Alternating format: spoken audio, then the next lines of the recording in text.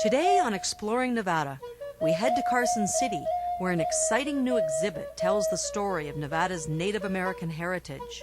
The story is one of survival by adapting to profound changes in the state's cultural and natural environments. Nevada tribal members joined with the State Museum to share their history with all of us. The Fallon Paiute Shoshone tribe was key to creating the exhibit Under One Sky.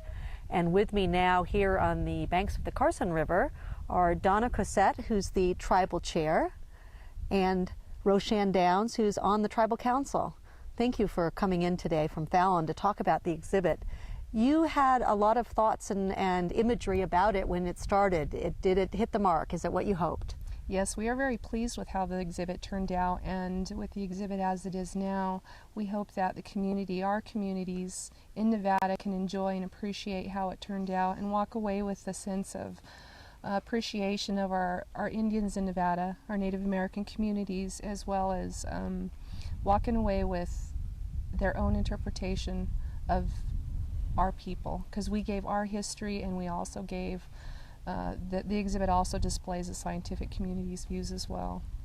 The term, Rochanne, Under One Sky, it's a great title. What does that mean for you? The term Under One Sky kind of describes what the exhibit's about. You know, there's 3 different tribes represented, but we're all one people, and we all live under the same sky. And, you know, being Nevadans, it kind of, you know, I believe it helps people that visit there to know that they're part of that community also, and so we all fall under the same sky. One of the features at the exhibit is of a marsh with a mountain behind it, and that's very meaningful to your people. Yes, Fox Peak is the center of our creation. That's where our tribes were created, and so we have a really high connection to that area, and we're really proud and, you know, wanting to share that with other people to kind of give them a sense of where we come from and in our beliefs. Donna, what are you particularly glad is included in the exhibit? I would have to say it would be the way the exhibit is laid out in its entirety, and it gives our history of our people pre-contact as well as going through during contact and as well as today. There's one particular part in the exhibit where it shows our people as we are today in their traditional regalia, our young children along with our tribal chairman and our business people in our Indian communities as well. And it displays to the community that we have a history, a very rich history in Nevada with our people here. And we want people to know that we're here. And if they want, they could come to even our own tribes and see what we're about. Because often people don't understand that we are still in our communities. And we have a lot of Native American in a lot of our towns.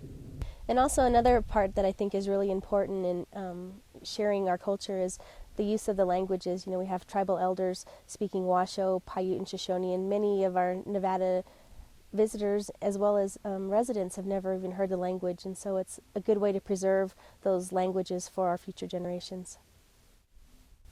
How is this exhibit different than perhaps other exhibits that you've seen traditionally in museums? This exhibit gives the Native American a real opportunity to express our history as we know it, rather than it being interpreted by another group such as archaeologists or scientific community, giving their interpretations without contacting or having consultation with our Native American people.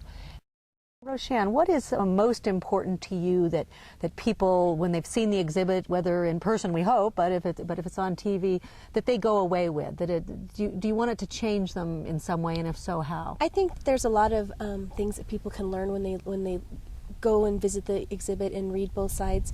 They have the Native American view as also the scientific view, but also there's discussions of looting and showing that our people are still here, and that, you know, people leave with their own conclusions, and, you know, come with an open mind and be able to teach and share this with your children to carry on to the future generations.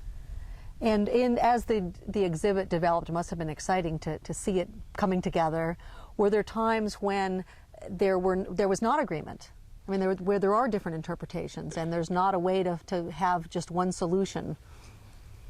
Yes, in the very beginning, the exhibit was going down a different path, and we were fortunate enough with the Nevada's willingness to work with the tribes and changing the point of views and changing the attitudes, mending bridges between the tribes and the Nevada State Museum as well.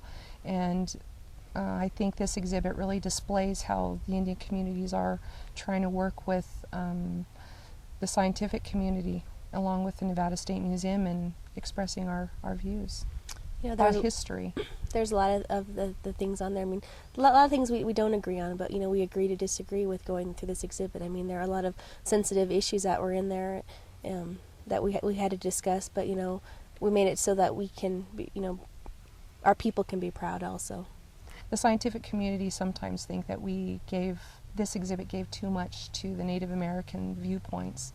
And I think if you were to go visit it, it doesn't. It gives the history of our people, both scientific, as the scientific community sees it, and the Native American, the way that we know it, the way our history has always been and will be. We've been asked why we are now getting involved in our history and preservation of our culture and our history of our people, and it's been because we now have new laws enacted in support of the tribes, and we have the opportunity to have our voice be heard in our communities about our people, about our history, about our culture. And coming up, we'll learn how the Nevada State Museum broke with tradition to create the new exhibit. Gather around. Now everyone, this is an exhibit of an Ice Age mammoth. Now long ago in Nevada, these ancient elephants rummaged through springs and stream beds for food. Imagine at one time, herds of these huge animals roamed in what might have been your own backyard. You'd be amazed. Jean Hattori is the Curator of Anthropology and a co-curator for the Under One Sky exhibit here at the Nevada State Museum in Carson City. Jean, what is it that the State Museum wanted to do differently this time with this exhibit? Well, traditionally, state museums, number one, present the museum's viewpoint in terms of presenting a story.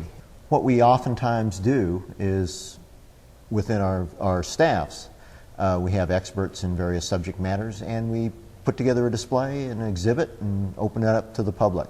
In this instance, what we wanted to do was to reach out not only to the archaeological community and the anthropological community, get other ideas of what we want to present in terms of Native American culture, but also reach out to the Native American community and ask for their assistance in helping us tell their story to the public. One of the things that we did is right off the bat have people come into the galleries, and Native Americans will tell stories of their origins. This is their traditional knowledge of how they got here in the state of Nevada, and not only how the people got here, but other land features and plants and animals too. Then we also have an archaeology gallery, and in this gallery we present a lot of the various ideas from the archaeological community on how Native Americans got here and their history or prehistory once they are in the state of Nevada. But also in our archaeology gallery we have commentary by Native Americans. Then we have the traditional lifeways, and then we go into fully a third of this exhibit is devoted to the history of Native Americans in Nevada, and this is after Euro-American contact. Then we have an art gallery that will be changing periodically, and also a discovery room for children. What so far, the exhibit has been open a few months, what has been the most popular area? Well, there's several areas that are popular, but I think the videos are very engaging to the public. And we have the traditional stories, but we also have non-traditional stories that comprise everything from reminiscences about the past to advice to all people in terms of everyday life.